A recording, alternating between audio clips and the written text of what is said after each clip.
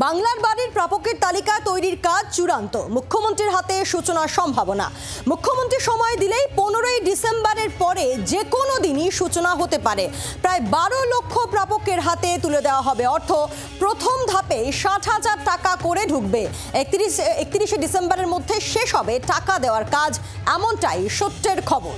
আরও একবার আপনাদেরকে জানাই, বাংলার বাড়ির প্রাপকের তালিকা তৈরির কাজ চূড়ান্ত, মুখ্যমন্ত্রী মমতা বন্দ্যোপাধ্যায়ের হাতে সূচনার সম্ভাবনা।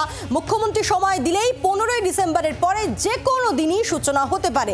এই বিষয়ে আরও জানবো, আমাদের সঙ্গে রয়েছেন আমাদের প্রতিনিধি শ্রেয়সী গঙ্গোপাধ্যায় রয়েছেন আমাদের সঙ্গে। শ্রেয়সী, তাহলে নতুন বছরের শুরুর আগেই একটা বড় সুখবর। একেবারে দেখো, মুখ্যমন্ত্রী আগেই ঘোষণা করেছিলেন যে 15 তারিখের পর থেকে সেক্ষেত্রে এই প্রথম কিস্তির যে টাকা বাংলার বাড়ির জন্য, সেই প্রথম কিস্তির টাকা দেওয়া শুরু হবে। এবং যেটা জানা যাচ্ছে সেটা হচ্ছে যে এক্ষেত্রে প্রায় 12 লক্ষ যারা বেনিফিশিয়ারি, অর্থাৎ যারা এই প্রাপক হতে চলেছেন, তাদের তালিকা ইতিমধ্যেই চূড়ান্ত হয়েছে এবং তাদের ব্যাংক অ্যাকাউন্ট যে ভেরিফিকেশন, অর্থাৎ সঠিক ব্যাংক অ্যাকাউন্টে যাতে টাকাটা যায়, সেই ভেরিফিকেশনের কাজে 95% হয়ে গেছে। কিছুটা বাকি রয়েছে, সেটা আজকালের মধ্যেই শেষ হয়ে যাবে।